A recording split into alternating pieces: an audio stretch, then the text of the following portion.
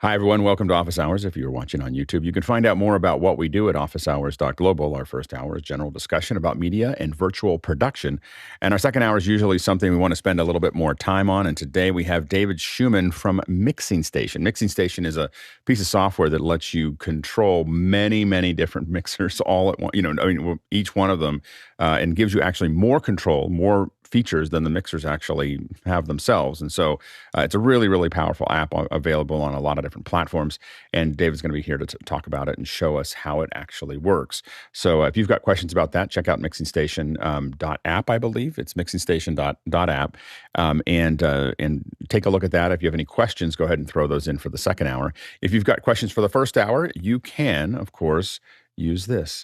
This is our little QR code. This is askofficehours.com. So you can just type that in if you want to, but if you want to use the QR code, you can. And what that does is it goes into a little sandbox that we can bring your questions into to our session. And so you don't need to log into anything. There is advantages to being inside of our question system. You can chat with others. You can vote on the questions. But if you just want to ask a question, you can do this 24/7 for the first hours. So not necessarily for the second hours, but for the first general questions. If you've got one, you can go ahead and throw it in there, and it will pass it along to us, and it'll end up in the show. I think probably 5 or 6 of our questions right now are already coming in from that from askofficehours.com. Okay, let's go ahead and jump into the questions. Mitch, what do we have? Thank you, Alex. First in, Matthias Utila from Helsinki, Finland. SPX version 1.2.0 is out. What's new, and what would you have tried the update? Yeah, I haven't been able to try this yet, but we did look at it. It does look like there's some changes and some what looks like minor changes to the API, but you should pay attention to those before you actually download it. Also, there is some speed and ease of use and the ability to turn off the local renderer. So this is the app, by the way, if you're wondering what SPX is. This is how we generate graphics for this show. So when you see little lower thirds and all kinds of other stuff popping up, that's SPX. And it's a great HTML5 based renderer for graphics that you can use. And so it's a new update there, and we're very excited to have it as part of what we're doing. I'm not sure if it's going to change our workflow dramatically from what we're doing right now, but it's always good to see it continue to move forward. And the updates, while appearing minor, are very important. Being able to save resources, move faster. So take a look at it. Next question. John Snyder from Reno, Nevada. What's the best way you have found to share portfolio and contact information at events and conferences? Has anyone tried QR-based business cards? Go ahead, John. So remember when the card scanner things used to cost $900 if you rented a booth, Alex? I'm sure you rented those 100 times. Oh my gosh. What we developed is our own web-based form that had texting capability and the ability to capture, because anybody coming to the booth either wants more information or they want to get in contact with somebody in the booth. And so we set up a web form that would automatically send them the information out, and it would capture the email and then send that into the database, marked into Salesforce directly. It worked like a champ. Go ahead, Mitchell. Yeah, we used to also use those RFI cards. They were little plastic cards you could tap your phone. Android had it first. I think Apple kind of got into it. But it was just easy just to tap somebody's phone and have that transferred. Go ahead, Bill.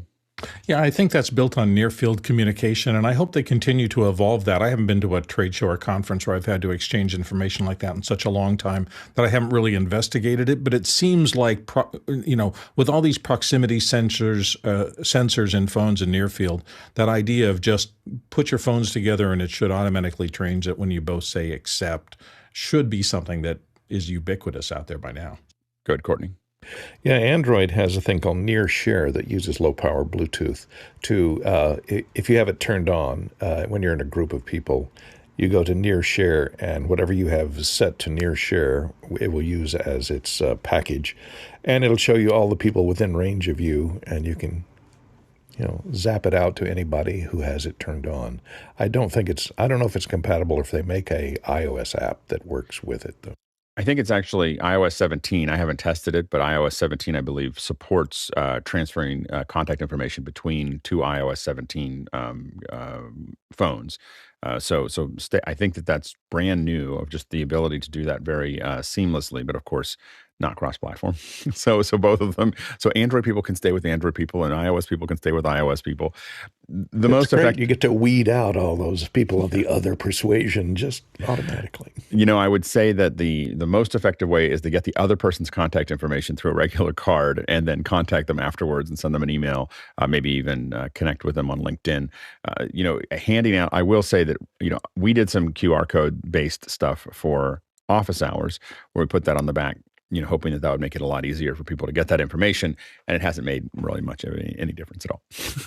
So anyway, so I don't think that the QR code is, it seems like people are interested. I think that it's just I think cards are, the one thing that I am careful of is I always make my cards white with black text. And the reason I do that, and I do it in a clear sans serif font, I don't get creative about it. And the reason I do that is because it's easier to scan them, so they're more accurate. So if someone just takes a picture of them now, if you take a picture of someone's card, an iPhone at least will, and I think Android will do it as well, we'll just turn that into a contact in it. But the key is not to make it hard. So when people get creative about their cards, it actually, I know that for the last 10 years, if I scan everything, and I used to have a scanner just for cards when I got them.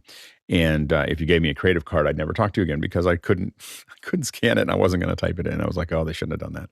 So just think about that when you're designing cards. I make mine very plain because the goal is to give you the information that you need in a way that you can get it into your computer as fast as possible. But even then, I find that, again, if you really want to be in contact with someone, get their card, and then you do the legwork and send them an email going, hey, really great to meet with you, that kind of thing. And here's what I have. I don't generally go out and try to just randomly contact people. I go to a show, and if I have a great conversation with someone, then I follow up with them, or they follow up with me. I think that a lot of times people's shotgun approach to that, I don't think is very effective. I know that if I hand someone a card and then they send me some random thing that I didn't spend much time on working with them, I usually a little perturbed that I got something there. So I think that that's something to also consider. Next question. It's our first QR question in from Chris Taylor in Carlsbad. Where do you recommend parking your unused domain names? And do you pay for the privacy option? And do you use the domain email system, or you stick with Gmail, etc.? Go, John. Yes and no, and yes and no, and yes and no. I use Cedo to park domains. They have a parking service. And then if you've ever typed in a domain and it was close, or you typed it in backwards or something, and that page comes up with similar stuff, those are ads on a park where you do a rev share with Cedo. Those work not so great, but they'll make a little bit of money. Privacy option on my more expensive domains, I add privacy. And then for email, I use Google on my main domains, and then I use whoever my host is, usually includes free email, and I just use those as email. Go, Courtney. Yeah, I leave most of mine parked at the registrar that I use to actually pay for them. A cautionary tale on email, though. I did have one of my active domains.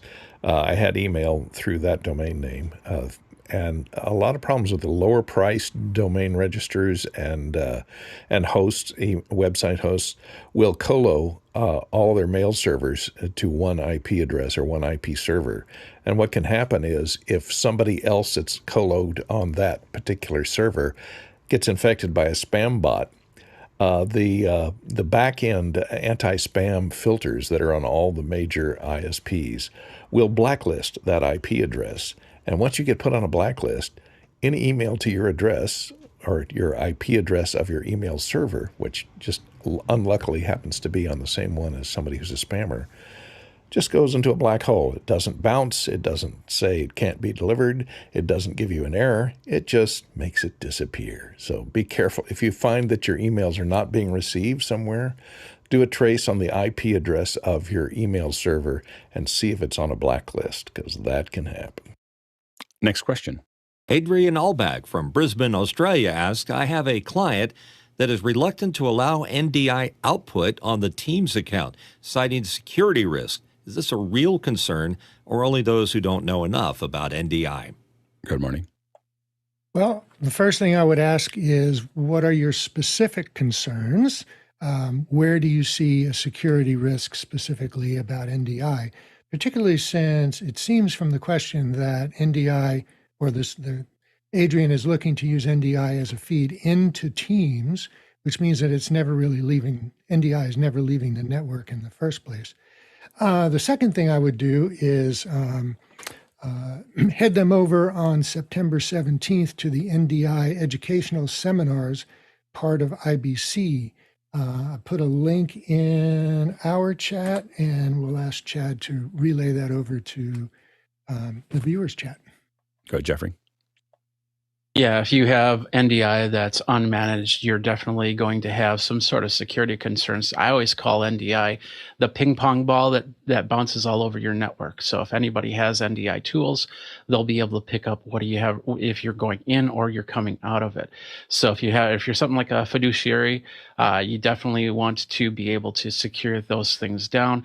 Have your NDI on its separate network. Have all your IP addresses tied down, and you'll be pretty secure for that. But if you're just not comfortable using it, don't use it. There's many other ways to get that video across. Next question. Aaron Koth from St. Louis, Missouri. A client wants to repurpose an old LED wall with a limited sending card into several vertical columns. The unit can't provide internal scaling for anything other than a rectangle. Does anyone know of a hardware scaler which outputs 540p? Yes. I don't know of an inexpensive one that will do 540p. The one that we would typically use for something like that is a Barco or what used to be a Folsom. Now it's a Barco Image Pro. And so you can Image Pro or Image Pro 2. I think you'll get 2 channels with the Image Pro 2. And it will convert. The interesting thing about it is it converts to VGA and DVI and all those things and back and forth from SDI and HDMI. It will do all the scaling. The hard part is it's about $8,000 or $7,000 per unit. They work great. I don't know of a lot of less expensive ones that would do what you need to do. Most things now want to process inside of HDMI and SDI, and I'm not sure what hardware could be used outside of that to make that scaling actually work. You may want to look at the AJA has an R. If you can do HDMI, you might be able to use the AJA R. I think region of interest ROI. That could be another option that you could look at. I mean, definitely there could be some options related to the FSs, but again, you're still talking some serious investment to get that scaling to really work well. Next question. Peter Moore from Auckland, New Zealand asked, Focusrite has released Gen 4 of their Scarlett interfaces. What are your thoughts?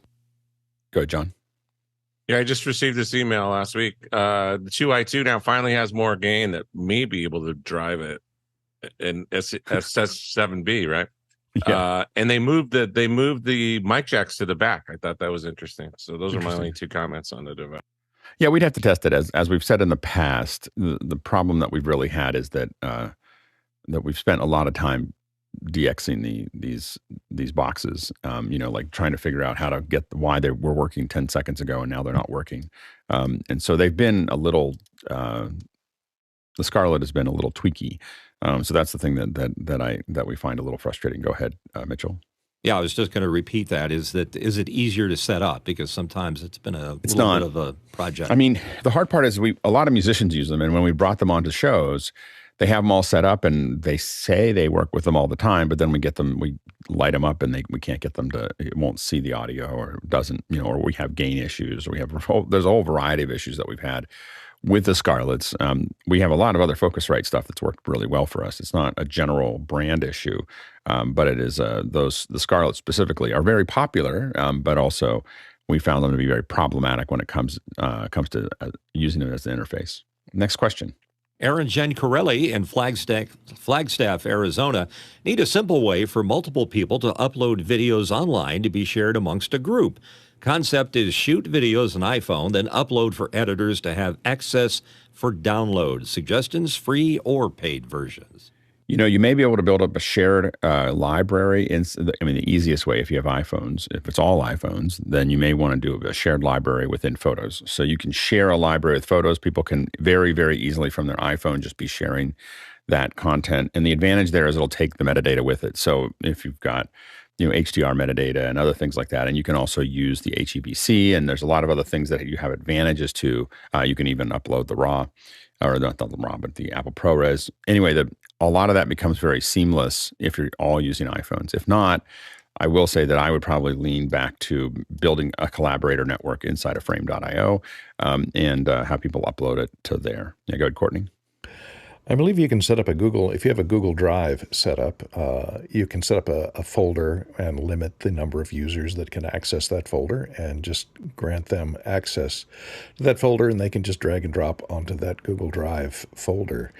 And it will upload into the cloud. Then anybody that is authorized to access that folder can then just download. Be careful about using Dropbox, because Dropbox was originally designed to do something like this. But I got in situations where, it was a shared folder, and Dropbox tries to synchronize everything that's in that Dropbox folder on everybody's computer by downloading everything automatically in the background. So if somebody drops a 7 terabyte file in there, uncompressed, and suddenly it'll try and download to everyone's computer that's accessing that Dropbox. So be careful that that's not turned on, and don't let people upload those huge files, only compressed files. Go, Jeffrey. Yeah, there's no easy or cheap way to do this. That's the bottom line. And what I would probably do is just a simple FTP system, and some people have even tried and used things like Plex and bring those in. But you're going to still have somebody that needs to set everything up. You're going to have somebody that needs to be able to manage all the permissions. You don't want to have anything completely open, or else somebody's going to get in, and next thing you know, all those videos that were uploaded are gone. Go, Bill.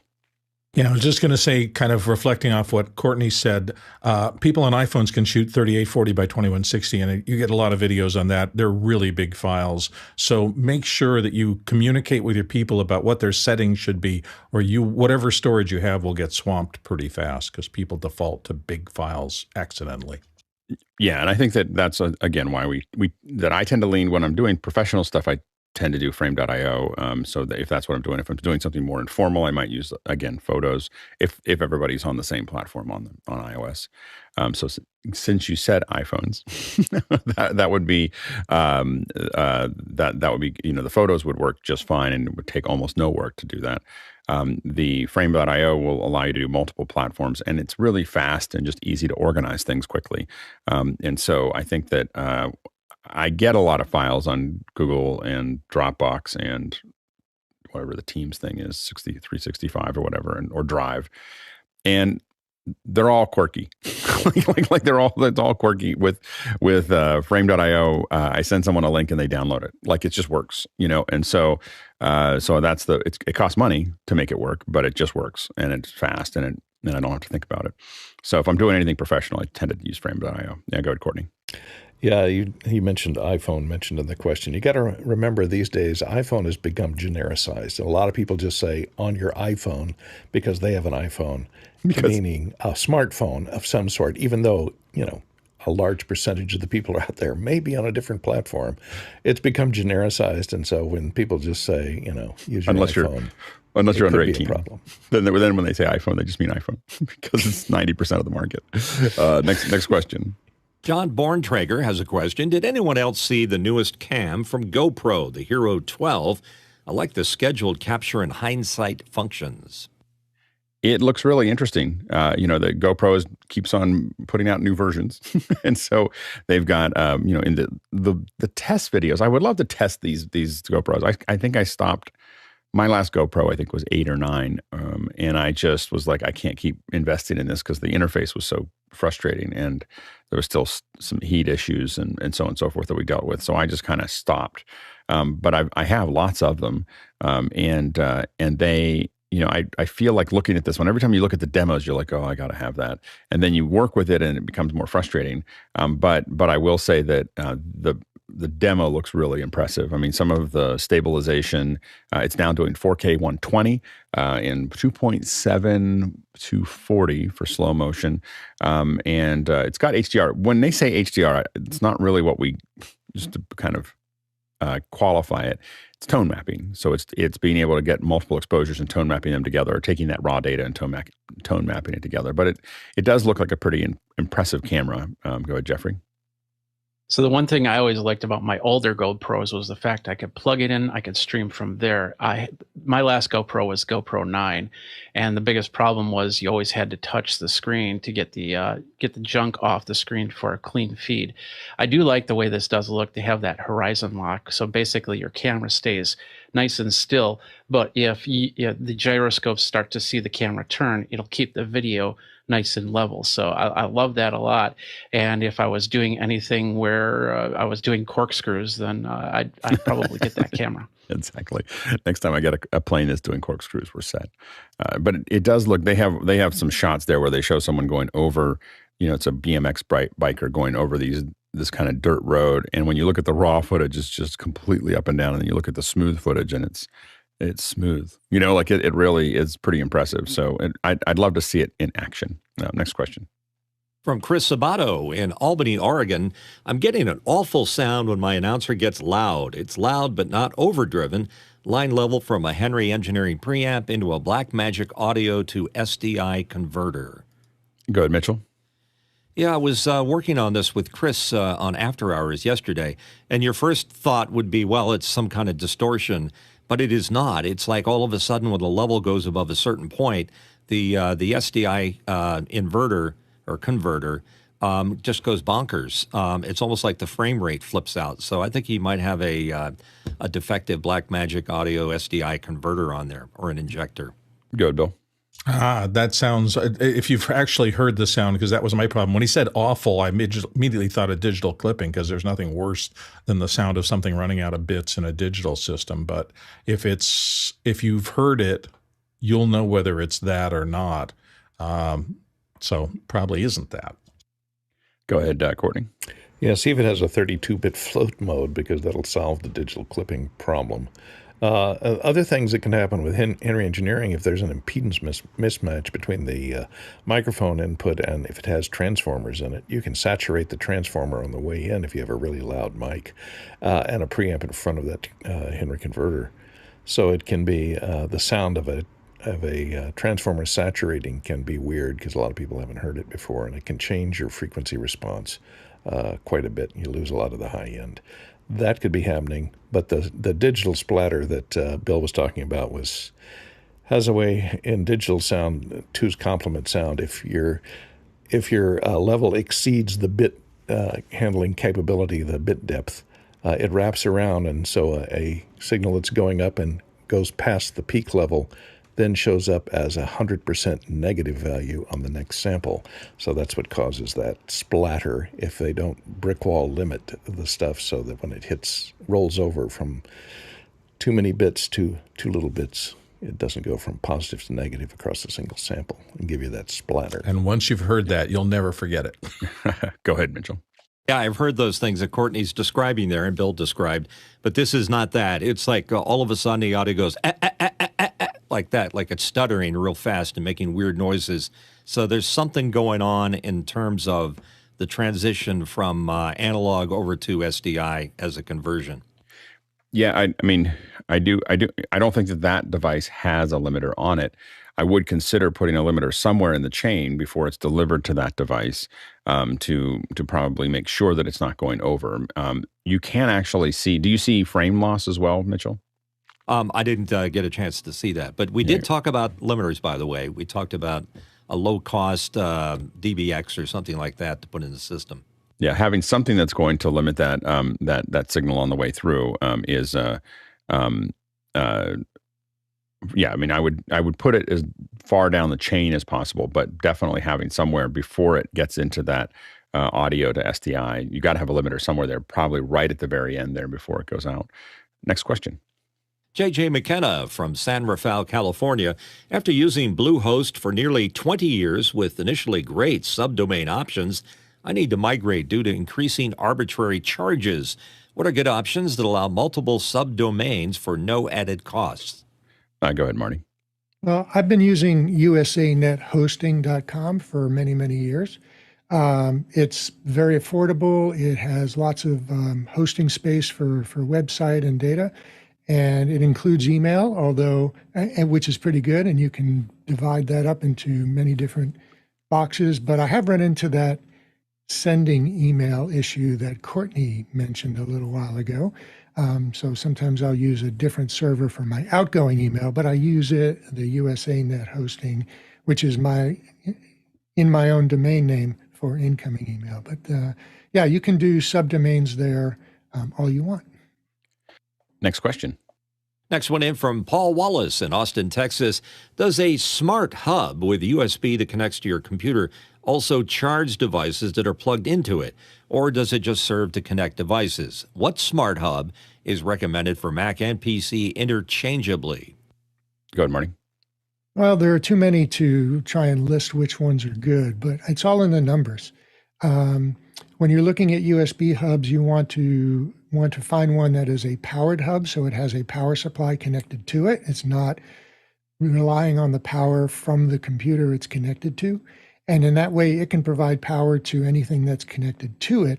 You also want to take a look at how much power that power supply is capable of in total, and then look at the specs on the hub itself to see how much power it can deliver to each connector. Go ahead, Jeffrey. Yeah, I totally agree on the powered versus non-powered. So this is a non-powered, basically a dongle. So it has its own ability to pass through charge on there. And this one's only got one device, and that's Ethernet. So that's, for something like this, I'd most likely use that.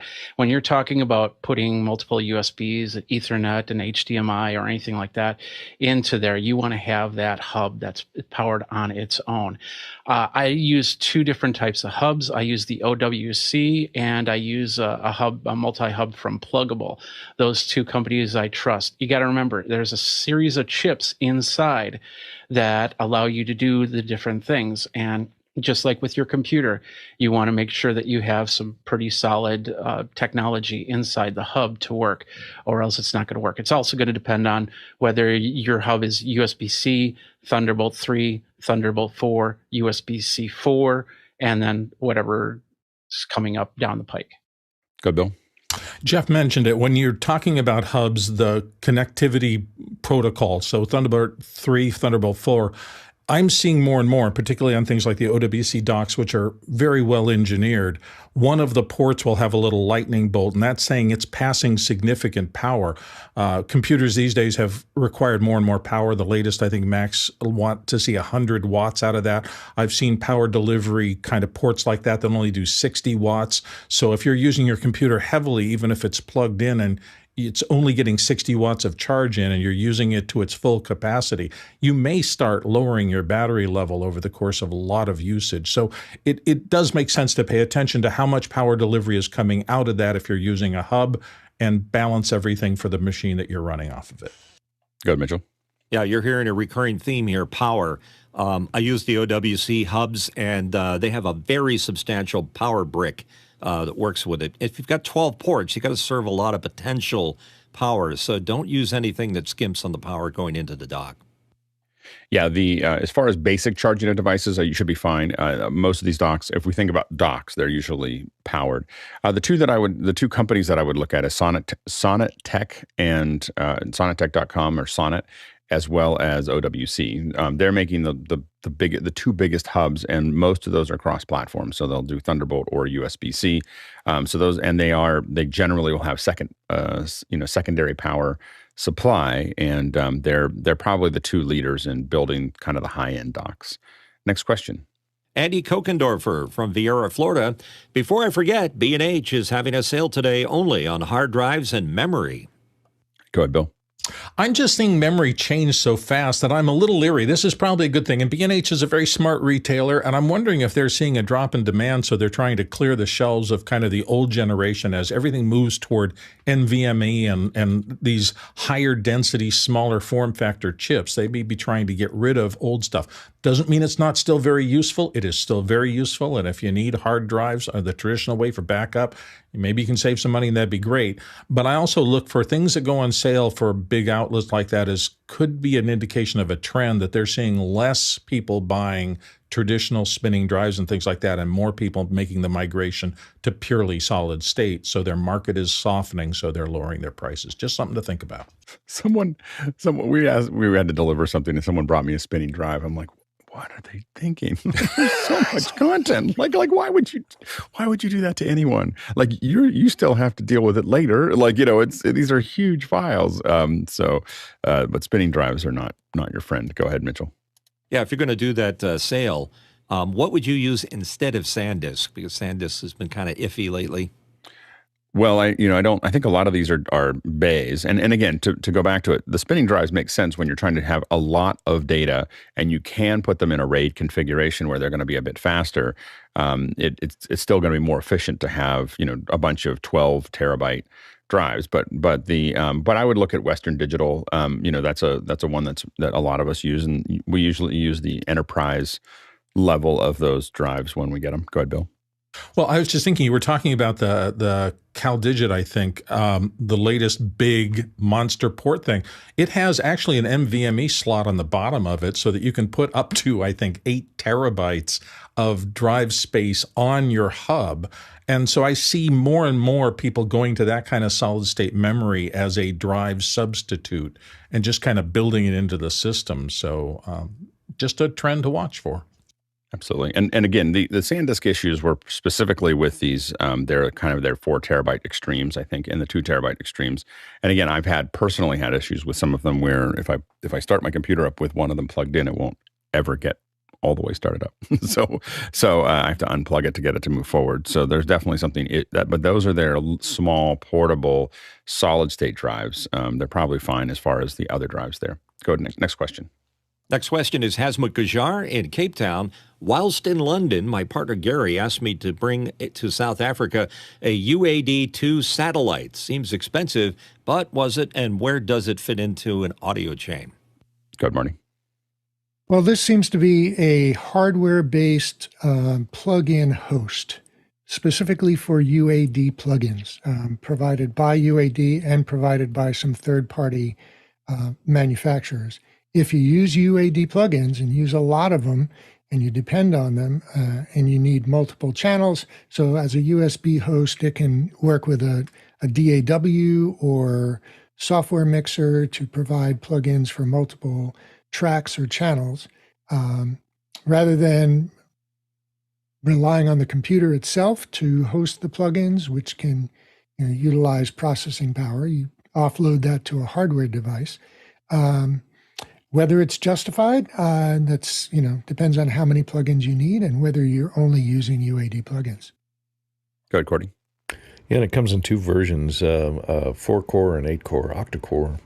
And the octa-core, can process a lot more. And it basically is a hardware DSP that you hook up, that you park your plugins at, and it does all the DSP and the external hardware. So like Marty says, it's not tying up your CPU if you've got, 30 or 40 channels with effects applied to them. It can bog down so that you can't do real-time playout of that stuff for the real-time processing. Next question. John Filer from Greenfield, Massachusetts, using the OBSBOT Tiny 4K, and it's been getting extremely hot after just 20 minutes in an environment less than 80 degrees. Any thoughts to why? Go ahead, Jeffrey. So extremely hot, it depends on what your definition of extremely hot is. I've done a lot of heat gun tests with all the different cameras. I find that they get about to 100 to 120 degrees Fahrenheit, and anything past that. When you say heat gun, you mean you're measuring them. Yeah, I'm measuring them. When I think of heat gun, a heat gun is something we use for making shrink them wrap. hotter. Yeah. And I was like, don't do that. Don't do that. Don't do that. Don't put a soldering iron on them. Don't put them on top of the stove. They will shrink just like the little labels. Your camera will just go infrared thermometer. Yeah. Okay. Yeah, infrared thermometer.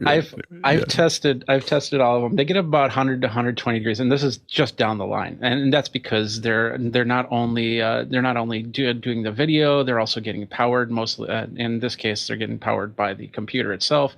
There's just a lot of things happening inside. If it's getting past that, I've found that a lot of times it's usually a firmware update that fixes that. We had the original OBSBOTs would always do that, and then they did a firmware update, and boom, everything went. It was like at 135 degrees, went right down to 100 to 110 degrees. So check to make sure you have a firmware update. The other thing is check what port you're on. If you're on a USB, well, the Tiny 2s only accept USB-C 3.0 ports. But if you're on a low-end 3.0 port, or the cable is maybe a USB 2 or a USB 3, change that cable out, and you might find some better results. Next, quick reminder, by the way, that you can still ask questions for the first hour and the second hour. We've got, we were talking about mixing station in the second hour. So if you've got questions, definitely research. This is going to be a really interesting second hour. So stay tuned for that. You can also ask questions for the first hour. We still have some room for that. So go ahead and throw those questions in. And you can do it, of course, inside of Makana, our question system, or you can use this little thing right here. You can use the QR code, or just go to askofficehours.com, and you can ask them there. So if you're not logged in, and that can work 24/7. So that means that even if you're watching this on YouTube later and you see it here and you go, oh, I got a question, you can just type that in. You can save that URL and just type them in, and they all come in the morning. We look at them all and we just push them into the system. So definitely take advantage of that. Let's go ahead to the next question. From Douglas Carmichael asking, Elektron's Analog Heat Plus FX combines analog saturation with an effects engine. It's traditionally used as a hardware mastering device. Does anyone use chorus delay reverb on a full mix? Go ahead, Marty. Well, it depends on the material, I suppose, but I wouldn't want to bathe everything in the mix in reverb and such. I would want to use that very selectively on individual channels and change the parameters of the reverb to suit the particular track. Incidentally, I went to see a band at a show, and it was clear to me that they worked hard on their show and they're individually great musicians, and I enjoyed the material. But they were using a mixer that had a single reverb engine in it, and everything was just awash in reverb, and it just sounded muddy and just awful. It's really too bad it didn't serve them very well. Go, Bill. I don't think I would use that unit, but in terms of, does anybody use them? Yeah. Yesterday, I had a character in one of the books that I'm reading, and it's a computer that's melting down. So I can't tell you the number of effects I threw on to the computer's multiple voices in the mix of the character's head as the computer was going through bit rot and getting more and more confusing. So yeah, I was chorusing and flanging and going crazy because I was trying to separate multiple distinct voices. So everybody has different needs for the kind of work they do. I think you're talking about music, and probably those things are outdated sounds, but a lot of people do a lot of different work. So these things that you would never use probably have a place somewhere. Go ahead, Courtney.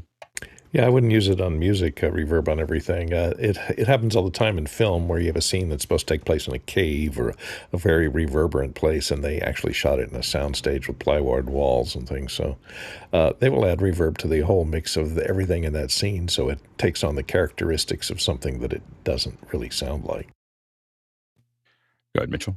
Yeah, in the dim ages of radio, they used to put reverb on everything, and it was horrible. In fact, when I complained about it, the boss said it stays. And when I used to walk out of the control room, I used to kick the old reverb spring machine that was in the corner. It made a heck of a noise. Next question. And it's from Paul Wallace in Austin, Texas. Since May, OpenAI traffic has declined 29.15%. Why? Go ahead, Courtney.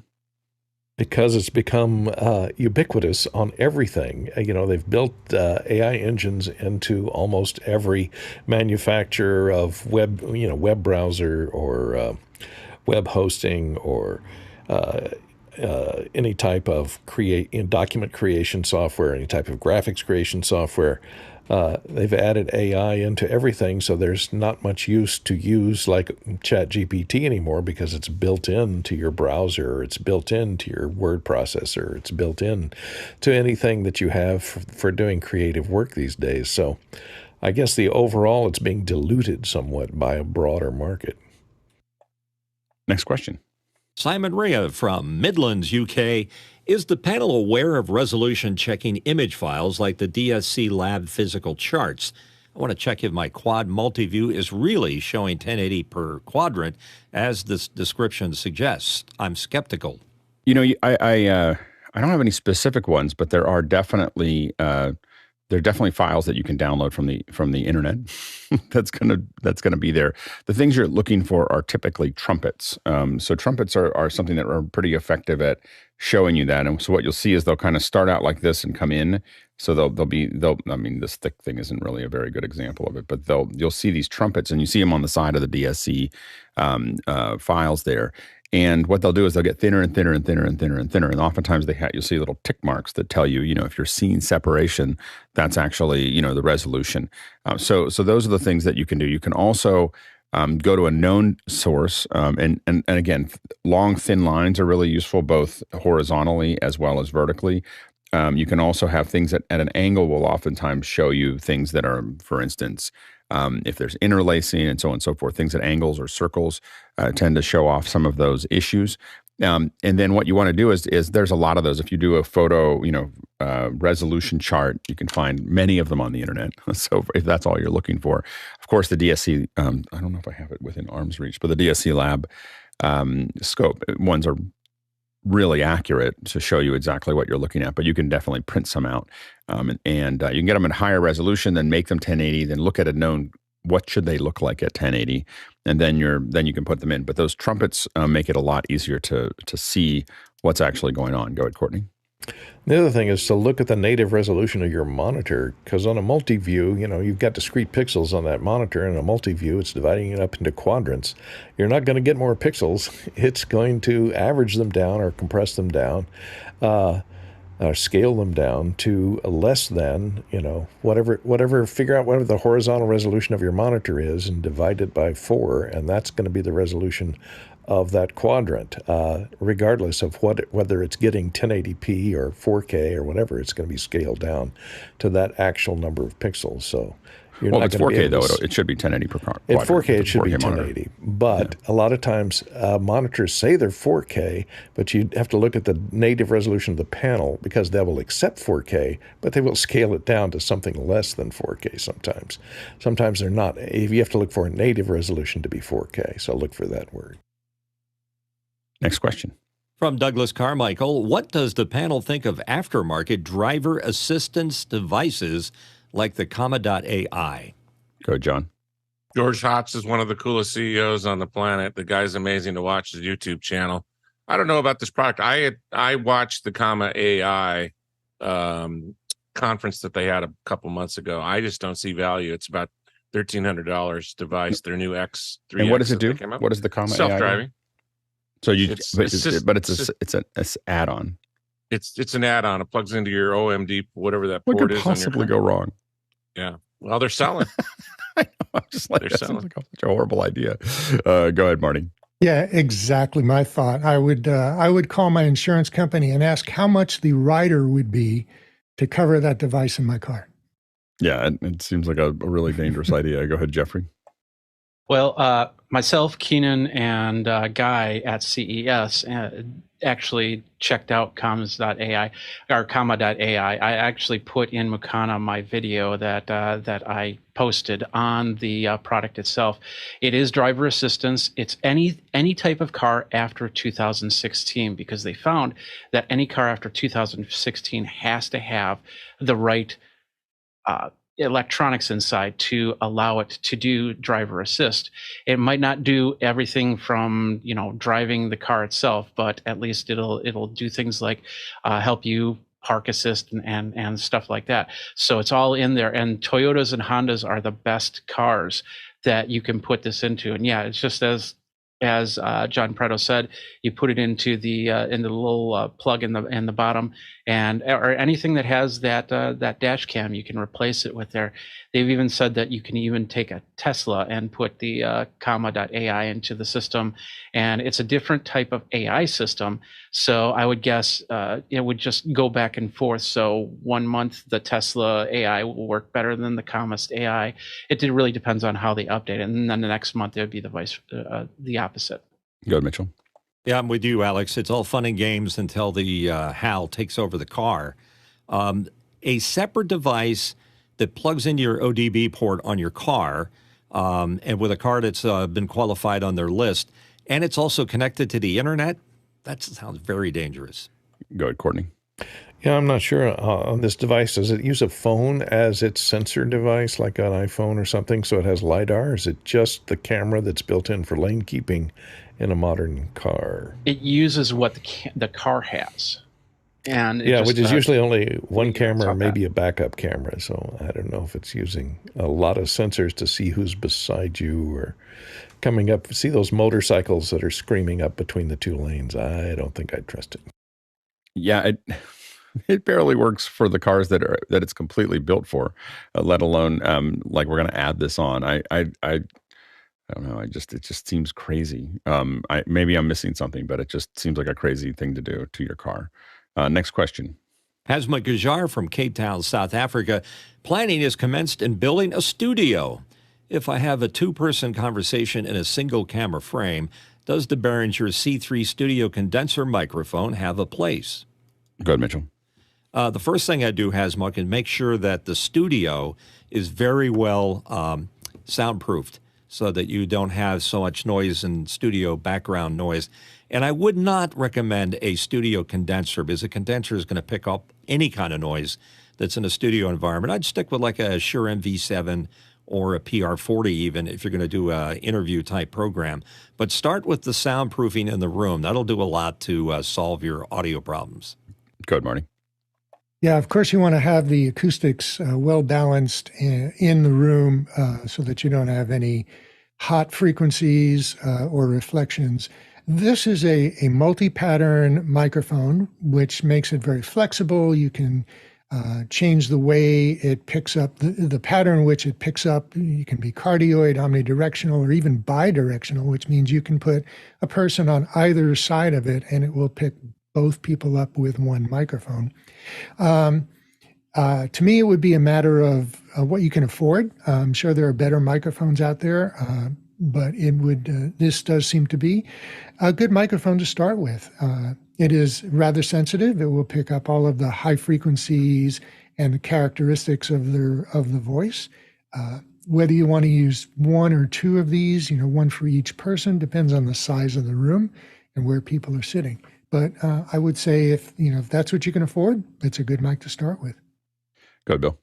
It won't be bad. It won't be as good as getting two microphones, miking each person and getting them closer. Traditionally, in this kind of video shooting, lavs are more common because they get so close to the mouth that the signal-to-noise ratio by the proximity of the microphone is helping you out. You could also use overhead booms on stands to do that easily if you don't want to have to wire everybody coming in. But those would be the traditional solutions. I don't know of anybody who's really used a single large diaphragm condenser in a circumstance like that and been really happy with, unless the room is truly dead, which most large spaces aren't. One of the things that you have to really think about is what people are watching. Are they really watching two people, or are they listening to them? And they happen to be on video. If they're listening to them, you're definitely going to want two separate mics, and you're definitely going to want off-axis rejection so they're not picking each else up, and you're definitely going to want something that sounds like radio. And so I don't think I would use probably the Behringer C3 for that. But I think that I would give them individual mics with a lot, again, the SMB7, the MV7, those types of mics have been really successful for us in this environment. We still try to spread them out a little bit, get them a little away from each other, get multiple cameras in there if we can, as opposed to right next to each other. It just depends on what you're trying to, what do you want the viewer or listener to really have as their primary input. It'd be really interesting to, hopefully we can maybe jump into after hours and talk more about the studio and see what you're actually planning. I think with more detail, we could probably figure out some pretty good solutions. Next question. Paul Wallace in Austin, Texas, asking, today's major news. Apple, Microsoft, Google, WhatsApp, and TikTok are on a list of 22 services targeted by the European Union's tough new DMA law. Go ahead, Bill. The Digital Markets Act, this is part of the EU's desire to try to make it easier for consumers, and I applaud them for trying to do that. they're not trying to make it easier for consumers. They're trying to make it easier for European companies who have been completely pushed out of the market to have some chance of trying to get in, but it has nothing to do with consumers. Well, I'm just saying by mandating that all machines have to have USB-C style ports and Lightning has to go away, they're trying to at least a little bit make one device that serves everybody. This is not the USB issue, which was dumb. Isn't that part of the Consumer Act? No. This is all this is the Digital Markets Act, which is this is the new dumb one. That was the old dumb one. So anyway, so this one's about declaring some companies gatekeepers and then saying that they have to open up, this is opening up the App Store or potentially opening up interoperability and so on and so forth. And it's mostly a desperate plea to try to figure out how European companies can actually be competitive. And that's what's driving it. It has nothing to do with consumers. They don't care about the consumers. And because if they did, they wouldn't do this. Anyway, go ahead, Courtney. Yeah, they're kind of wanting to cut down the hedges on the walled garden there, but it's democratization of competing software in there to keep individual players from trying to wall off their services from everybody else's or differentiate their services from everybody else. And they may end up causing the EU to be just a digital wasteland if all of these companies say, well, okay, we won't modify that, so we'll just shut off the European market. So I am curious to see what happens because a lot of them are pushing back, and we've already seen this happen in Canada where governments are starting to kind of overstep what they really should be doing and getting into places that they don't really understand. And I think that everybody told the Canadian government that what they were doing was a bad idea, and they just kept on going down the path. And now they have all kinds of problems. It may destroy their entire news industry by doing what they did. We have to understand that politicians are digital children. And they just have no idea what it's like having a 12-year-old do heart surgery to have them make laws around technology. And so it's just really it's an amazing thing to watch. And the UK has got its own things. And a lot of this is, I think that we just need to be really, we can watch, see what happens. But if all of these companies decide they don't want to play and they're just going to shut the whole system down, they could shut most of Europe down. So, I don't know whether they'll do that. Like I would say before Canada, I would say, I don't know. I don't think that they would ever do that. I'm not clear, like what's going to happen here as to whether they're going to exert more, like for instance, they didn't include iMessages in the thing right now. They said they're going to research it for another 6 months or 5 months or something like that. The iMessage market for Apple in Europe is so small that Apple probably would just disengage iMessages from Europe because there's just almost no loss. I mean, everyone's using WhatsApp, so it wouldn't matter except for the fact that it would start to create this really crazy model. But I think that a lot of these companies are definitely looking at customizing what they're doing specifically for Europe, which could really create chaos in Europe. And so it'll be really interesting to see how this goes. I have to admit, picked up the popcorn. See how this goes. Go ahead, Bill. Well, I'm just interested in whether there's a fundamental conflict between innovation and compatibility. I've seen this happen in a few industries over the course of time. It's really nice when everybody can work on the same playing field, and that's part of the idea, I guess, or at least your own garden is got the best chance of success. But sometimes innovation depends on being able to do things that aren't compatible to really push the industry forward. And so I'm wondering if that's a tension that's going to stay with us for a long time. Do you get better stuff out of the solo, vertically integrated, but everything in that vertical integration works really, really stupendously well together versus we're trying to be everything to everyone, so we have to dumb down anything for anyone? I just think that we need to be careful of, again, I think we have to be careful of certain things. Like we want to, as consumers do, make choices. When the government steps in, I think that it should always have to prove measurable consumer harm. Like I think that's like measurable consumer harm and a overwhelming, not just like I have some percentage in the market, but an overwhelming monopoly. So a company having 80% of the market or 90% of the market. I think that when things said we had to put Windows in check, which wasn't very effective, they had 93% of the market or something like that. And so that's a different model here. But what you're talking about now is building laws around companies that generally have. I mean, there's a handful of companies that have a vast majority, but most of the things that they listed there do not have. It's a pretty open market. What it is a market that doesn't have a lot of European companies in it. So that's what they're trying to figure out. And I think that the competitive problems in Europe are a lot deeper than the fact that they're a little out of the blue here. The markets are have other challenges. Yeah, go ahead, Courtney. Yeah, if you look at their little chart of core platform services, you'll notice some interesting things. That under operating system, they have Google Android, iOS, and Windows PC, but the Mac OS X isn't listed there as a core operating system. Does that lead you to believe that its days are numbered and everything's going to be moving to iOS? No, I think it's such a small market in the grand scheme. That's what they're trying to look at, is what is the percentage of the market or how many active users. And because Apple, especially in Europe, is such a small percentage, or the Mac OS is a small percentage, much smaller than iOS. Also, Linux isn't listed anywhere in there at all. Yeah. Because again, these are numbers that are very small compared to the rest of the numbers. Next question. Hasma Kajar from Cape Town, South Africa, asking, would have liked Nigel's opinion, but I bought the Sony WF-1000M5 in-ear wireless headsets. AirPods Pro falls out of my ear easily. These fit great, and music audio is awesome. Comments? Go ahead, Jeffrey. Well, first of all, sorry, it's changed cameras. That was weird. So basically, here's a little secret, Hasma, and that is all in-ear speakers of any type, they're all going to fall out. The ears just don't want them in there. They're going to try and push them out in any way, shape, and form.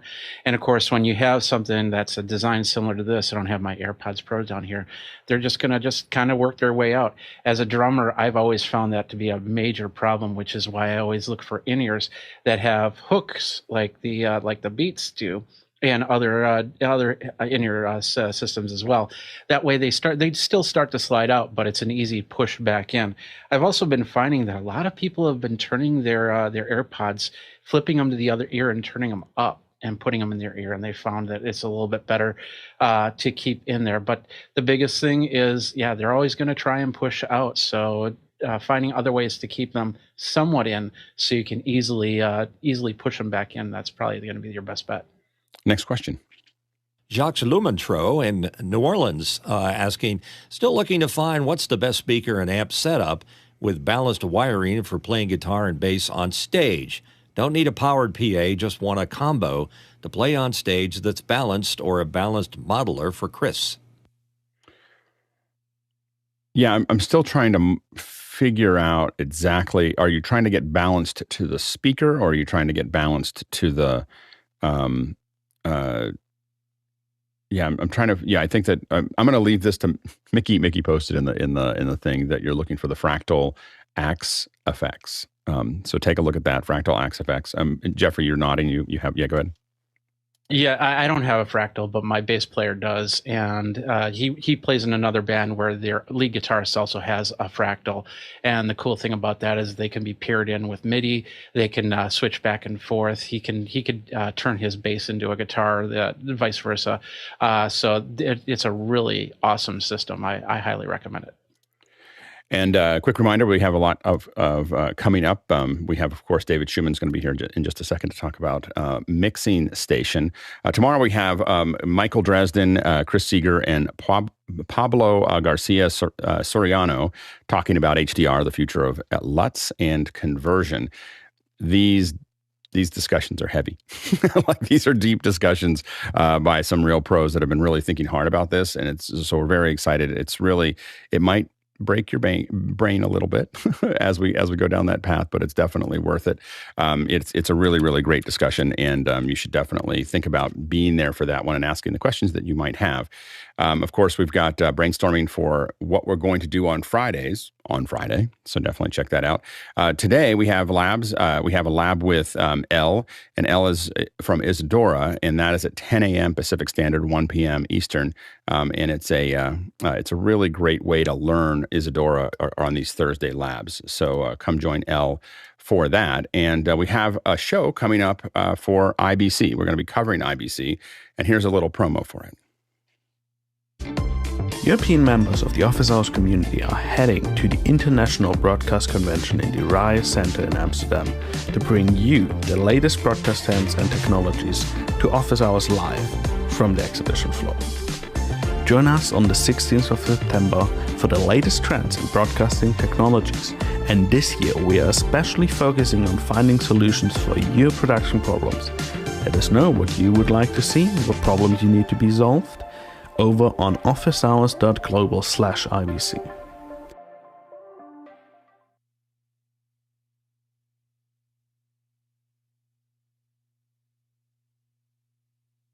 And welcome back to the second hour. And we're really excited here. We're going to be talking about Mixing Station. Mixing Station is a third-party application that controls over 30 audio mixing consoles from 6 different manufacturers, from desktop, laptop, phone, or tablet.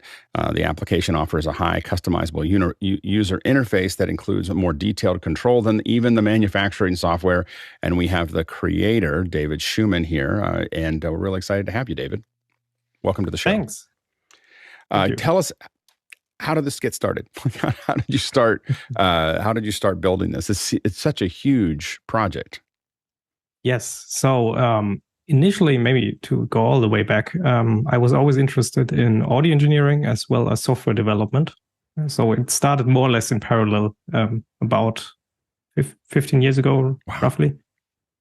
And so this software has been slowly been building for the 15 years, or when did you actually 10 start? years. So my interest in software development and audio engineering started roughly 15 years ago. And about 10 years ago, during university, I saw the need for Android apps in the audio space because everybody was using iOS. Like every manufacturer just had iPad apps. And I was a bit annoyed by that because I didn't have an Apple device. So that happens often. Yeah. So I thought, when the Behringer X32 was released, it was a great opportunity for me because it was in my price range. So I bought it and reverse engineered the protocol. At that point, it wasn't public yet.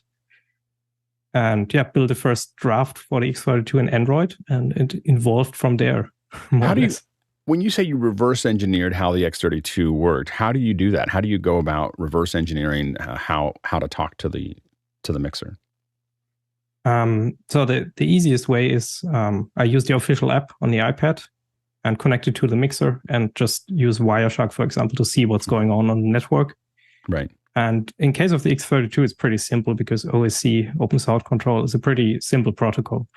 Right. There are other manufacturers where it's like really complicated. You have to view at all the bits and bytes and figure out what does what. It's very time consuming, but that's how I do it. but that's and really for most of these, it's not using their published APIs or OSC. You're really going in and figuring out exactly how it natively wants to communicate. Yes, exactly. There are manufacturers who have APIs like Music Group with OSC, which is pretty good, and I'm used that. With other manufacturers, they have, for example, MIDI APIs available, but they do not cover all the functionality. So I have to rely on the non-public API to make everything work. And I think I understand you have a couple slides you can show us about how this all works. Yes. So I'm not that big. Let me just. Okay, now it should be not that big of a fan of slides, but I just prepared a couple of them. That's great. Yes, perfect. So maybe you already mentioned it in the introduction. What is it? It's an application at the current point in time available on all platforms like Android, Windows, iOS, Linux. You can run it on Raspberry Pi if you want. And it connects to a bunch of different audio mixers. There's even one missing in this picture, which just has been added recently. It's a Yamaha, the first Yamaha mixer. And The idea is... And how long does it take you typically to go through and like figure out how to integrate one of these mixers? That heavily depends on the protocol, to be honest. So if I get support from the manufacturer, so I always try to contact them and say, okay, do you have some information for me I can use? If they are not willing to cooperate, which is fine. I mean, it's their protocol, right? Right. It can take like 3 or 4 months if it's really complicated. Now, what is it? And I guess the question I have for you is that, like, one of the reasons that obviously they don't want to give up the control of the mixer sometimes, that's why they won't give it to you. But other times they just don't want to publish it because they might change it and they don't want to deal with a bunch of people being upset. Do you find that you have to update these often? Actually, no. No, interesting. They just want the freedom, but they're not using it. They just, it works it's a pretty stable, you don't see it change dramatically. No, there were 1 or 2 instances where it changed and actually broke the app, but most of the time it's just, doesn't matter which firmware version you're using. Got it. Go ahead. Let's go back to the slide deck. Okay. About the history, I mean, I already started, roughly 10 years ago, 2013. The second mixer was also from Music Tribe, and some of you might already know this. The official XR app also came from Mixing Station, so the Android version of it also looks very similar. So Music Tribe contacted me and we had a deal that I built the app for them. That's just great. To gain some time. Mm-hmm. And at that point, people ask why I don't do different mixers like Alan Heath, since they are also a very big player in this market. Right. So the Alan Heath QU at that time was also affordable, and that was the next one I added. And at that point, it really gained traction, and people were like, why is this only available for Android? Please do it for iOS as well. And that was the big transition 2014. And from that point on, it was just continuous improvement, adding new mixers and so on. Are there some mixers that are harder than others? Yes, definitely. Which are the most challenging ones? I would say the most challenging is the bigger ones from Alan Heath, like the D-Live, Avantis, GLD. Mm-hmm. And not necessarily, because their features are so vast, but because the protocol is just very complicated. Right. And do you see parallels when now you're working with all of these different mixers? Do you start to see parallels between how they do it? Does it get easier to understand what they're actually doing? Definitely. So at some point you see all the patterns between the different models, and you also get a feeling of how they have been developed internally, just because by looking at the protocol, that makes it easier at some point. Right, absolutely. And are you able to demo this for us? Yes, of course. So I already have it prepared, obviously. Okay, excellent. Yeah. So I'm currently connected to an Alan Heath SQ mixer. It's just running a signal generator here. That's why it's a bit flickering. Mm-hmm. And so that's what you get when you initially connect to a mixer. You have all your channels, you have your layers here on the right. And the interesting thing here is that no matter what mixer you're using, you kind of now have the same interface, right? You have a very, very similar, because I think that's one of the things people have trouble with is you jump from a Behringer to an Alan Heath to a Yamaha, and now it's a whole different set of software, and this kind of unifies all of that, right? Yeah, that was at some point the idea then to have just one unified UI. And then, you see the same UI regardless of which mixer you connect to. Right. Interesting. And and I guess you can add more features to it, right? Because you're doing all the software. You can build more complex environments than what the mixers were initially built for, right? Yes. That's one of the really, really cool advantages. One very commonly used one is called Regain. Mm-hmm. Which, for example, let's say you have a live show and your channels are running too hot suddenly because the drummer decides to play harder, which is, I guess, a typical case. Yeah. And so now you have to move your gain down. But what happens if you do that is that your monitor mix gets messed up. And what Regain does, it compensates for that. So some very high-priced tier mixers have this feature built in, but Mixing Station now also has it, so you can use it on any compatible mixer. Huh. That's interesting. Yeah. So you're actually taking features from other mixers and applying them to less expensive mixers by doing it in your software. And what's the latency like? Control latency? Yeah, control latency that you have. couple of milliseconds. So it of course depends on the network connection, but in a regular Wi-Fi environment, it's like 20 milliseconds or so. Are you able to jump inside of this interface to different mixers quickly? Do you have like tabs, or how does that actually work? That's actually a feature that has been requested quite a few times in the past. So currently, I can just show to you. You would have to disconnect and then select a different mixer and connect to that. Right. There's no way of quick switching, but there's some demand for it. So it will. It's a funny thing. The reason that I ask is that a lot of times what happens at a conference. So we get I get a conference and I have one really great A1, right, and they're there, but I have 9 rooms to cover. And so I usually have less skilled A2s or less skilled A1s in each one of those rooms that are just managing the sliders. They're just doing what they need to do. But if something goes wrong, or if my central A1 wants to make adjustments to those rooms, like we're hearing something on the stream, we're doing, that he wants to affect, he'll jump into their mixer. Typically a lot of times we've been using a variety of either Midas or Behringer mixers for this type of operation, because they're just they were the easiest ones from the software perspective for us to control, and they were cost effective for the kind of smaller sessions that we were talking about. But being able to jump between them was something that we needed, and that's why I think that those large session things is where we have lots of different things that you may want a central person that's managing quality to be able to just quickly jump in. It doesn't look like it would take very long on your software anyway, but it's not quite a tab system.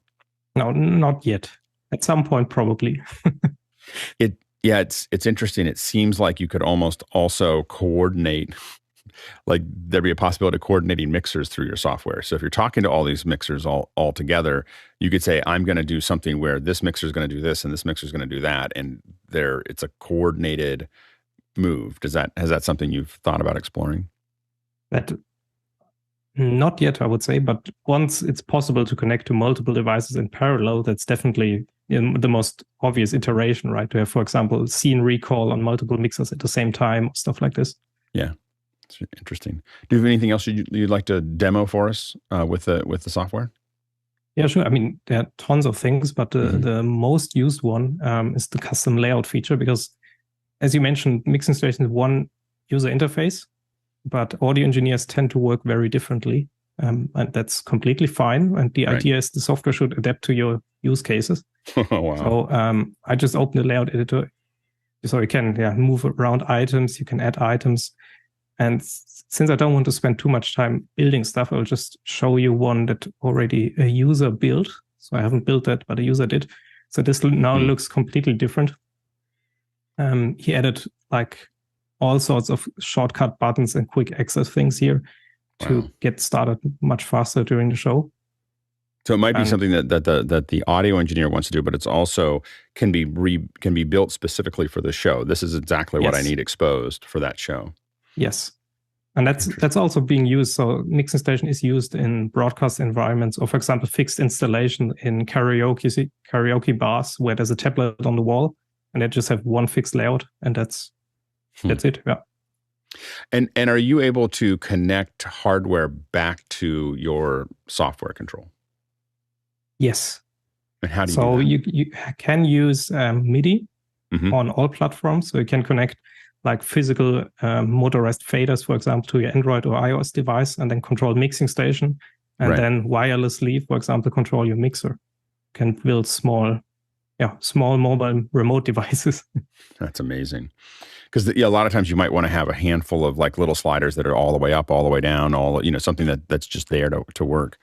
Yeah. Wow, that's really interesting. And what's the cost of mixing station? So the cost depends on which mixer. So the license is per mixer series. Okay. So when I go back to the first screen, you see all the different mixer series. So each of them requires a license depending on what you use, and it ranges from $4 up to $16 depending on which model. That's great, and it's for each one of those. So if I wanted it'd be for the X32 or the M Air, those would be 2 different licenses. Yes, yeah, because the idea is you rarely need to use all of them. So and that's where the development efforts also is in adding new mixers. The pricing's good. It's really, really amazing. A really amazing piece of software. We have a ton of questions stacking up. So let's go ahead and I want to make sure we get to all of them. Let's go ahead and jump into the first question. First question from Mickey Makachor from Manila, Philippines. Any chance for support of Yamaha PM, DM, CL, and QL boards? That's a very good question. Yes, that's the answer. As you in the background, I don't know if you can see it. That's a Yamaha DM3 sitting here, and that's already has been added a couple of weeks ago. So the DM3 series is already available now, and the plan is to support the DM7 next, and then let's see. Coming back to the protocol question, the issue is the CL and QL series from Yamaha has a different protocol, so I would need to buy the hardware first to reverse engineer it.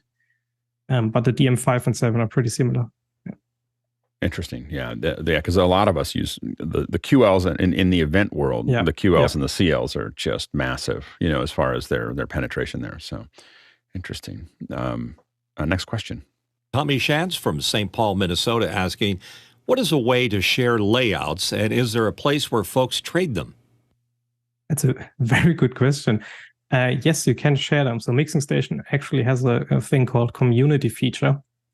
So if some people build some layouts they want to share with the community, they can do that. Let me just show that. So I can see here all the layouts that have been built by other people. I can download them. I can modify them if I want, and also share them again. So there's like a community sharing approach. Next question. Next one in from Mickey Makachor from Manila, Philippines. I find myself having to control multiple boards on nearly every show. Any chance that we can get the ability to control multiple boards from one instance of Mixing Station? Yes, that goes back to the initial question. Yeah, so it's technically quite complicated, but it will happen at some point. Next question. Peter Belbin from Houston, Texas asks, do you have the ability to monitor audio levels on a set of inputs and generate an output to another system that identifies which input is currently actively handling a signal? For example, video follows audio. Yes and no. So you can get metering data out of the desktop version of Mixing Station, or via MIDI, that's also possible. But so, yeah, if you have a MIDI receiving device that can handle the metering data, you could build something like that, yes. Interesting. Next question. Ronnie Hofsey from Tromsø, Norway asks, what is the focus for Mixing Station? What is it best at, and what is it supposed to not be used for? Maybe share some practical examples. Okay. The focus, it's very broad, to be honest. It's focus from everybody from musician who does personal monitor mixing up to professional touring audio engineer. So it tries to cover the entire range, which is not that simple. What it's not designed for, probably if you're very, very inexperienced and start using Mixing Station at the first place without knowing what your mixer can do or what features in your mixer, then you might be overwhelmed quite easily, to be honest. Next question. Douglas Carmichael asks, what languages is Mixing Station written in? That might surprise people. It's actually written in Java. No, interesting. I guess that would make it very portable to move it around to a lot of different platforms. Yeah, I was just thinking about your last answer, and I was thinking that it could be something that, but for education or for less experienced mixers, you'd still need someone advanced to get it set up. But you could it does allow you to simplify the interface a lot, right? I mean, you can just say, I'm just going to expose to you what you need to know, and all you got to do is move these sliders around. Yeah, that's possible. Yeah, but just out of the box experience there is a quite steep learning curve, to be honest. Yeah. Right. Next question. Ronnie Hofsey from Tromsø, Norway. What is the future for Mixing Station? Can we see Mixing Station also take a bigger part in advanced automation, not just controlling the mixer, but also relay what happens on the mixer out to other stuff? In general, that's already possible. So the desktop version of Mixing Station also has an open sound control and a REST and WebSocket API. So you can already relay changes to third-party applications for whatever things you want. And in the future, in my personal opinion, is just currently focusing on getting Yamaha onboarded, because that's, as already mentioned, a very big market and user group there. And see what the community comes up with in feature requests. Yeah, I think it's really interesting to have it could in many ways, especially ones that don't necessarily are as effective at supporting OSC or other things like that. This is kind of an interesting translation opportunity where you have the thing, the web sockets, REST, OSC. If something can talk that, it can talk to the mixer through your software. Exactly. Yep. Yeah. Next question. Jack Cannon from Phoenix, Arizona wants to know, any chance the Flow 8 will end up being supported? I tend to say no. The reason being the Flow 8 doesn't use any network connectivity, uses Bluetooth. And reverse engineering the Bluetooth API is quite painful, to phrase it nicely. So. That's great. Next question. Jonas Dattel from Germany. What platform is the most annoying to support and develop for? Windows, Mac, Android, or iOS? Doesn't matter what I answer, I will make somebody angry. So, in my opinion, it's, to be honest, iOS, because they have the most rapid changes in updates. So when there's a new iOS version, something will break. Android is, to be honest, very stable over the releases, and yeah. Interesting. Next question. Ronnie Hofsey from Tromsø, Norway asks, where is the best place to start learning to use Mixing Station to the fullest? Any courses out there, or is it still the old good RTFM? Can we have sessions and after hours? So RTFM is definitely a good start. There are very good videos out there which show the more advanced use cases like the MIDI programming and the layouting feature. So there are videos on YouTube, not from myself, but from very capable power users. And we also have communities on Facebook, Discord, Reddit, and they're all happy to help you out. I think we'd love to. We'll talk to you. Maybe we'll reach out to you. But after hours, what he was referring to is, we are open 24/7 after this. We'd love to bring you in. Maybe have you spend an hour like with people getting started, just to talk through some of those bits and pieces. It could be a lot of fun. So we'll reach out to you about that. Yeah, it'd be great. Next question. Jesse Mills from San Francisco Bay Area, longtime Mixing Station user here. Thanks so much for the excellent product. Have you considered integrating BitFocus companion controls? Yes, I actually have. I started writing a BitFocus integration, and then at some point I forgot about it, to be honest. It's still here. I just have to finish it and publish it on GitHub. And then there will be an integration, yes. Next question. Talalek Lopez Waterman in Agua Nueva, Texas. You mentioned making this as a response to all the iOS apps. Now that you've been around for a bit, have you thought about developing for iOS at all? I'm not sure I get it. Sounds like you do. I mean, because this is available on the iPad and so on. So yeah, it's really interesting. Next question. Mickey McAchore from Manila, Philippines. Any chance of support for CalRec serial control protocol? And to be honest, I've never heard of that. But I guess it's their remote control there. But yeah, CalRecs would be really interesting in general to be able to get a hold of. Are there some that are just completely when you talk about Digico, CalRec, SSL, are those just opaque to you, or is just not a large enough market for you to focus on? Digico, I would say definitely. They also have a good, a somewhat usable Open Sound Control API. Mm-hmm. And the others, it's quite hard to get those mixers, get hands on them to find out how they are behaving, since I need them for a couple of months in my office. Right. So it's just the expense of the mixer itself. Yes. That's the problem. Very interesting. Okay. Yeah. So it's, but if you could get a hold of those mixers, you'd be able to build that in. Yeah. Yeah. Interesting. Next question. Peter Moore from Auckland, New Zealand asking, I'm assuming you've seen Controller, which runs on Linux, Mac, maybe Windows. How does Mixing Station compare, given I'm reverse engineering a controller panel written for Mac's Windows to Linux? Are you familiar with Controller? Controller, no. Okay, it sounds like, according to Peter, I haven't seen it either, so I'm not as familiar with it. So we'll keep going. Next question. Jonas Dattel asks, can you run Mixing Station on a mini PC and just have all the other users use AppLink on a tablet?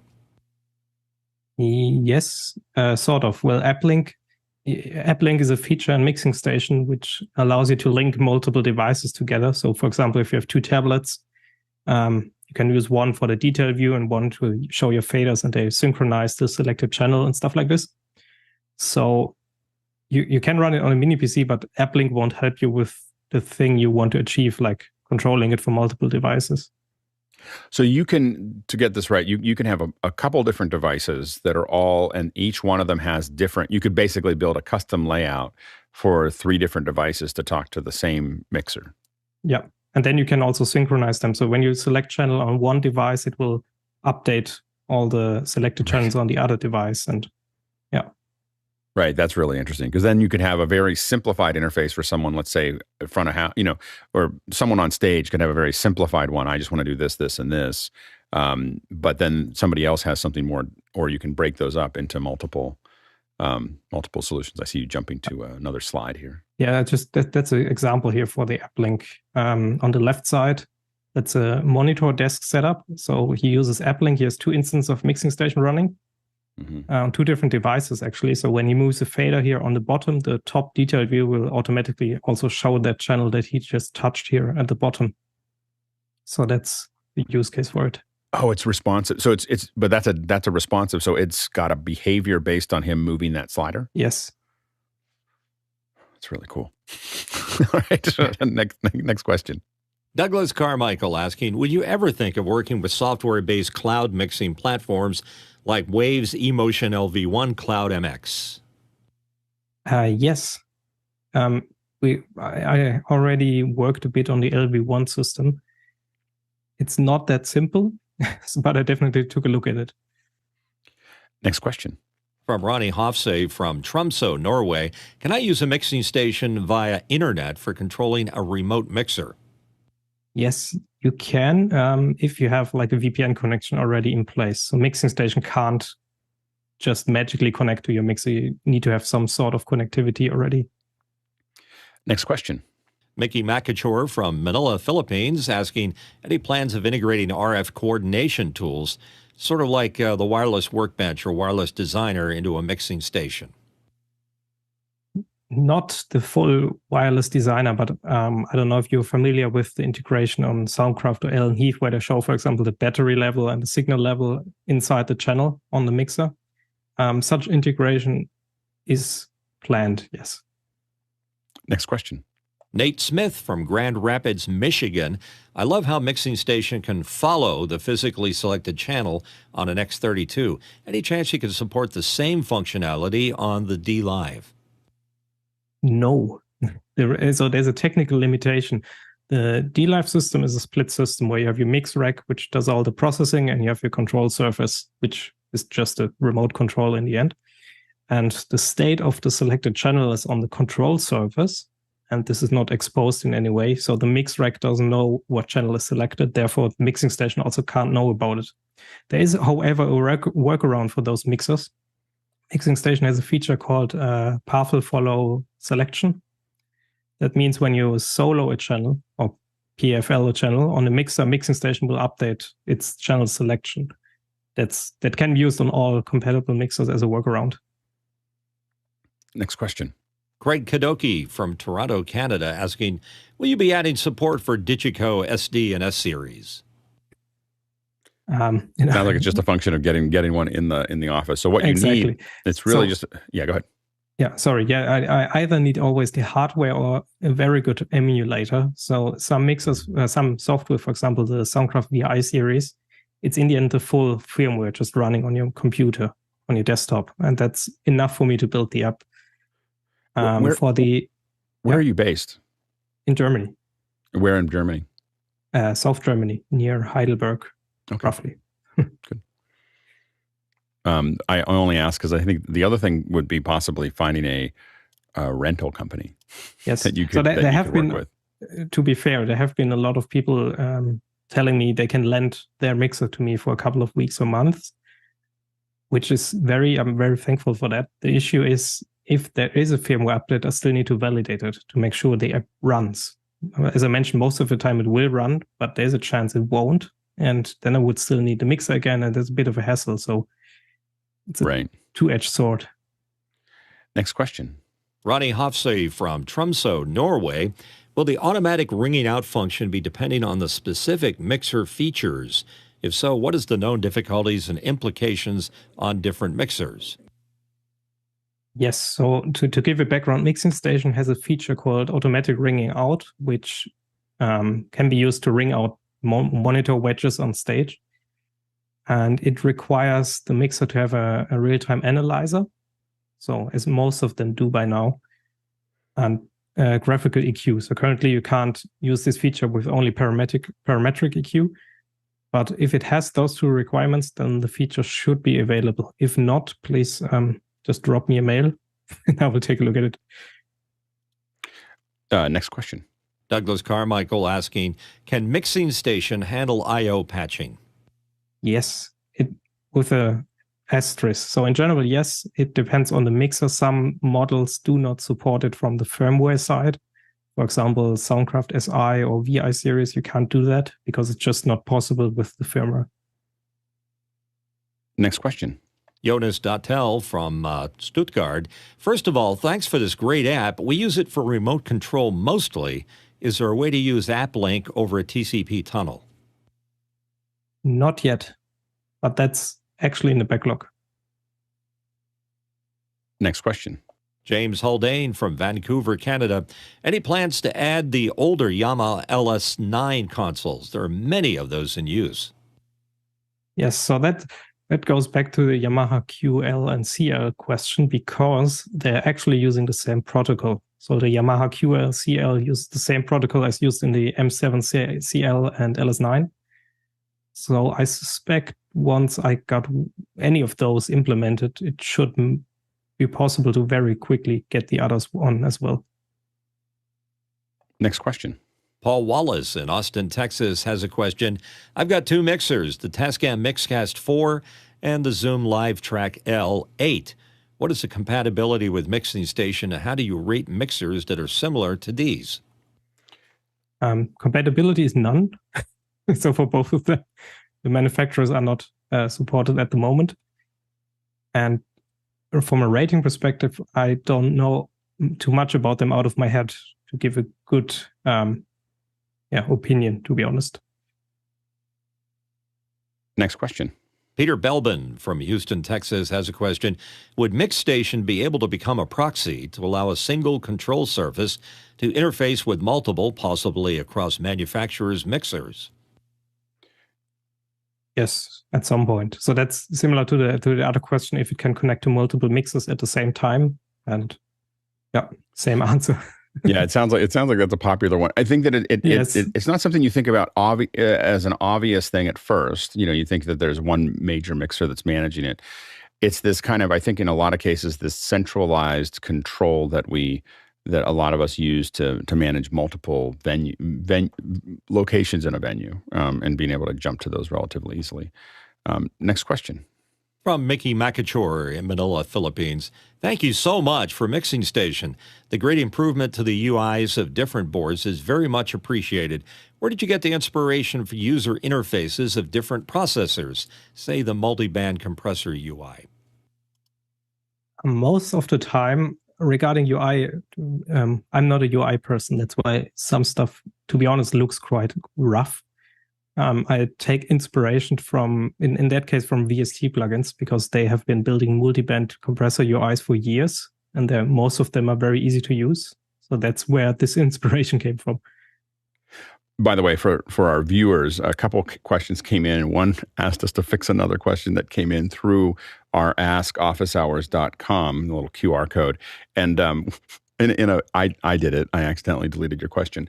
So if you can ask that question again, we'll put it back in. Just letting you know that it was. We'd love to include that. Yes, it's your. I didn't mean to. It was. There's a function that I hit. So if you can ask that question again, we'll move it back in. I know that it was an accident on our end.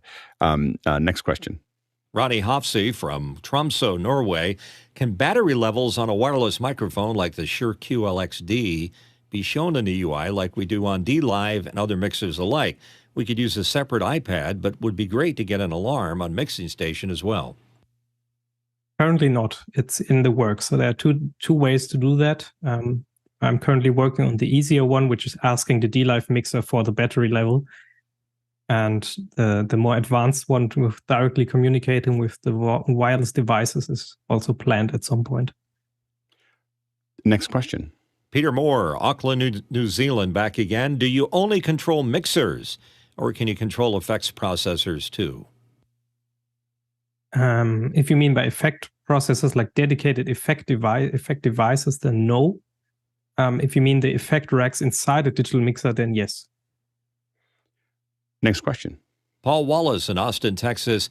What low-priced mixer under $1,000 US makes the most use of mixing stations features? What is the license cost? That's a hard one. A bit depends on the use case, I would say. I'm personally a big fan of the XR18 or MR18, depending on if you want to Behringer or Midas. What's the difference what's the functional difference between the MR18 and the XR18? Functionally, none. Exactly the same. It's just the preamps. Yep. Got it. Next question. Tommy Shantz from St. Paul, Minnesota. I've been a long-time user. Thank you. Do you do all this yourself? Yes. So actually, mixing station is just my part-time gig, if you want to call it like that. I have a full-time job, so I do mixing station when I'm not working. What do you do? What's your regular full-time job? Software engineer. What do you work on? What's your day job? What kind of software do you work on? It is very broad. I design like cloud architecture and develop software for factories, and it's a very broad spectrum. Interesting. And are you freelance, or is it? No, I'm working for a very big industrial company in Germany. Awesome. Next question. Paul Wallace in Austin, Texas, back again. Where can we find a list of compatible mixers? I think it's in the actual app list. I mean, I think when I went to when I went to it in iOS and everything else, it kind of listed those, and I think you have a list too. I can just go to my screen. Yeah, there's a manual, mixingstation.app. It's also linked at the bottom. There's a manual, and there's this version and features, and there you have the overview of all the supported mixers and the minimum firmware version required to make it work. That's great. Next question. Mickey Makachor from Manila, Philippines, asking, I would gladly pay a good sum for a new app called RF Station for RF coordination, management, and monitoring. Just saying. Electrosonics and Shure support, please. Have you looked at those? Have you thought about them? Yes. It's a completely different area to do all the stuff. I definitely looked at it. Let's see, maybe. Next question. And JJ McKenna from San Rafael, California asks, if apps like Zoom expose their far-end volume controls through an API, how readily could Mixing Station be modified to control these levels? Pretty easily. So if I never heard of that idea before to use Mixing Station for Zoom remote control, but if there's an API for it, it's usually pretty simple. Yeah, there's Zoom OSC, which is obviously as it sounds. There's an interface to Zoom, so theoretically you could be using Zoom OSC to control. That'd be a really interesting model. And again, this gets back into kind of controlling multiple things at one time. But there potentially could be a way to do some really complex things about opening, closing mics and things and everything else, and tying that back into mixers. Again, I think that it's really interesting to see what you've already built of just one mixer at a time and building an interface that everyone can look at and making it flexible. I think a lot of us are seeing, and of course, I know that it'd be a huge architectural, lift, is the, almost taking some of what you see in Companion, but from an audio engineering perspective of, I'm going to coordinate many things. A lot of us are doing shows all over the world at the same time. So it's an interesting puzzle. Next question. Looking for some live support, John Preto from Las Vegas, and here on our panel, what am I missing? Tried connecting in trial mode, both from a Mac and an iPad. Never connects, but passes diagnostics. Is it the correct IP address? It's a standard question. I can ping it, and it passes the run diagnostics on both devices. Then it should work. What you also can try, go to the gear icon network, and then you see all your network interfaces and make sure the correct one is selected as primary. that might interfere with some protocols. If not, I'm happy to support you afterwards. Okay, thanks. Next question. From Ronnie Hofsøy from Tromsø, Norway, what MIDI devices are really popular with Mixing Station? Most definitely the Behringer X-Touch. Like most of them, I see the X-Touch Compact, which are just 8 faders, a row of potentiometers and LCDs. And after that, the bigger X-Touch. And after that, probably the Presonus one, the 16-channel one. Next question. From Paul Wallace in Austin, Texas, do you have a Discord or community? Yes, we actually have. I can just show you the link. So when you go to Mixing Station app, at the very bottom, we have all our social media links here: Reddit, Facebook, Discord, and Twitter. That's great. Next question. Peter Moore in Auckland, New Zealand. Is the source on GitHub or private?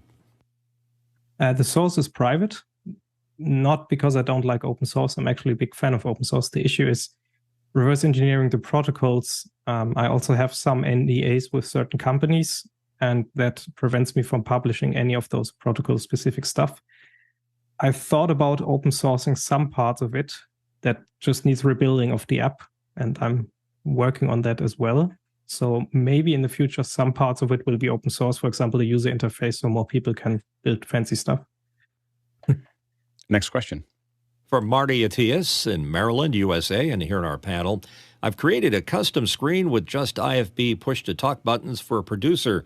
What are some other unique custom use cases? Most of them are pretty straightforward that I saw. The more interesting one are like karaoke bars or like convention centers where you have complex routing and you press a button and it changes the entire routing and stuff like this. And since the last version, you can also do set value with fade. So you can like build buttons for example, pushing the guitar player up or some speaker up. And yeah, so that's, I would say, the most interesting one. Next question. Next question from Douglas Carmichael. What Java IDE and source control system do you use, and why did you choose Java? It's a very good question. So first of all, I use Java 19. IDEs IntelliJ and source control is Git. And I chose Java because the initial Android version was on Java and I didn't want to port it to any other language at that point. And it worked up until now, so I stick with it. Next question. Adolphe Borez in Dudelange. How do you access the API for this great application so I can send commands from another application? Is there a place where we as a group can make request access to the API for us to have other feature recommendations? We need more direct access to controls. Yes. So this is documented in the manual as well.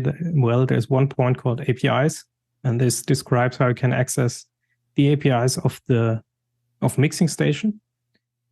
And when you want to request new features, there's on the web page the support button where you can either report bugs or request new features. This will then end up in this feature list here, and people can either up or downvote the task depending on how much demand there is. Next question. Ronnie Hofsøy from Tromsø, Norway. Not only related to Mixing Station, but we will need a solid Wi-Fi access point that works in most stations or situations. What gadget is stable and known to work well with all that traffic that Mixing Station needs to transmit and receive? That's actually the most common issue is Wi-Fi. So that's a very hard topic. In general, I'm the opinion the access point doesn't matter. It can be like a $10 thing. You need to make sure that you're using a free Wi-Fi channel, which is not used by any other wireless devices or other access points. That's one of the biggest things, in my opinion. So when you have, for example, wireless audio transmitters on 2.4 gigahertz, it will block your Wi-Fi and make everything fail. And when you get that figured out, there are scanning apps on Android which can help you with that. And even a cheap access point works really well. I personally use a TP-Link outdoor access point. It's like this long one, which you can just mount to a microphone stand, put it up a bit, and that's usually fine. Next question. Nate Smith in Grand Rapids, Michigan. Is it possible to get the follow selected channel feature on the Allen & Heath SQ series? Yes, it should already be there if I'm not mistaken. Next question. And from Ronnie Hofsey from Tromsø, Norway, will the API of Mixing Station be able to signal which microphone is live in the Allen & Heath AMM Auto Mix to make a video switcher follow audio using software like Isadora or similar? Currently, the AMM is not implemented at all in any Allen & Heath mixers. I'm currently working on implementing it for QU, since that was the first one that has been requested. But it will be possible once it's implemented, yes. So just create feature requests so I don't forget about it, and that would be great. And but it does deliver the levels, right? You could deliver levels via OSC right now that the software's seeing. Yes, so that's possible. But the auto mixer also has an indicator which says which mic is currently active and pushed by the auto mixer. Right. So that might not necessarily correspond to the highest level or stuff like this. Right, makes sense. Next question. Next question from Peter Moore in Auckland, New Zealand. Not that I can afford one, but do you support Allen & Heath mixers? Yes, I think we already covered that, yeah. Yeah, go ahead, next question. Ronnie Hofsey in Tromsø, Norway. Are you planning support for the newly released Allen & Heath CQ series mixers? Yes. So surprisingly, even before the official release date came in, there was already a task for it. So I'm working on it. I first need to get one. They're not that available at the moment here, but yeah. And as you look forward, what are the big things that you're working on right now? Like, what are the things that you're looking out to? After today, probably multiple mixers at the same time. It's not that we were very pushy about it, but no, but I see the demand, and there are very good use cases for it. Yeah, it's. I think that I think it's going to take a little time. I really didn't know a lot about the software until Marty brought you in, and as I started to look at it, getting ready for the show, and what really hit me, and now especially as we've talked, is just really thinking about having the idea that multiple devices or iPads or computers could be looking at one mixer, but then they could also be looking at many mixers, and you could end up. What would be really interesting is to have, I know this will sound crazy, but to have the interface not even modal, where I could have, one mixer over here, another mixer in the same interface would be also another thing that would be really, really interesting.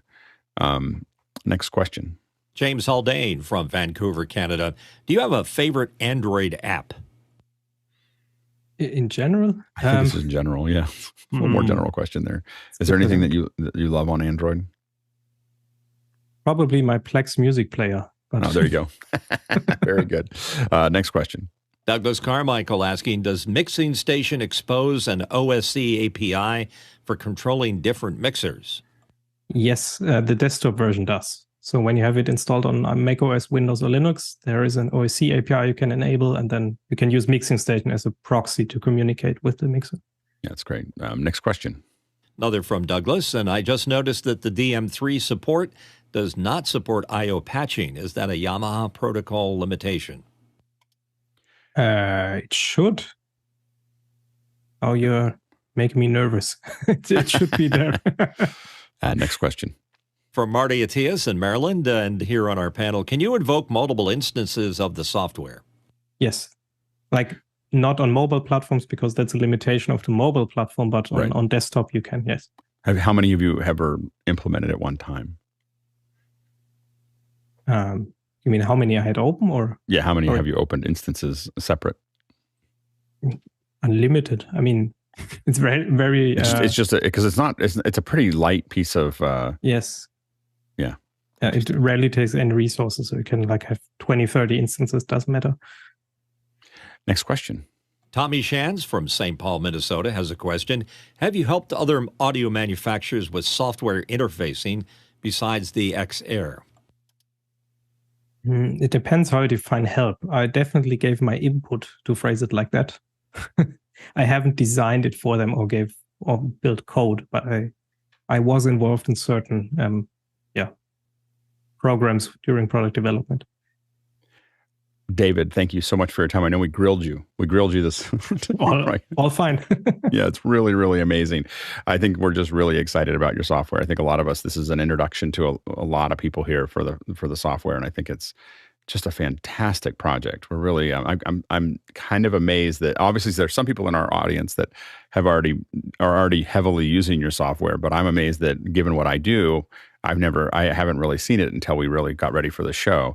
So we got I think on our end, we have to help you spread the word, because it just looks like a fantastic platform. Thank you so much for joining us today. Thanks a lot. It was a pleasure.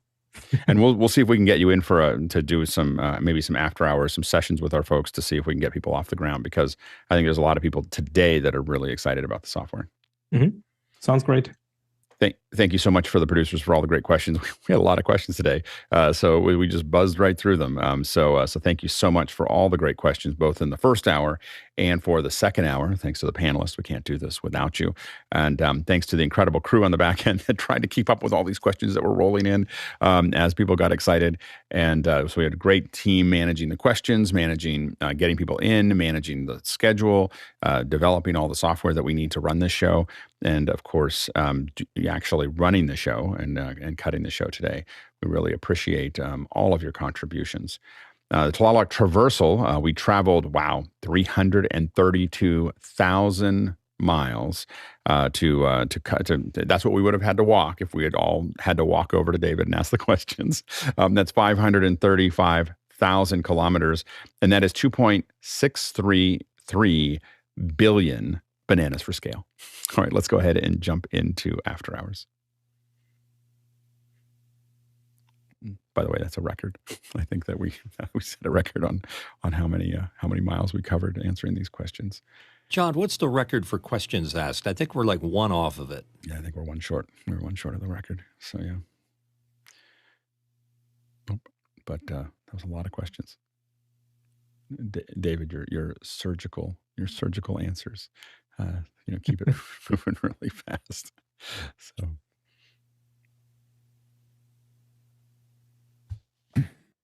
If you want to continue to engage with people after the show, I can send you a link for After Hours. Yeah, maybe a couple of minutes, sure. All right, I'm out of here. Thanks.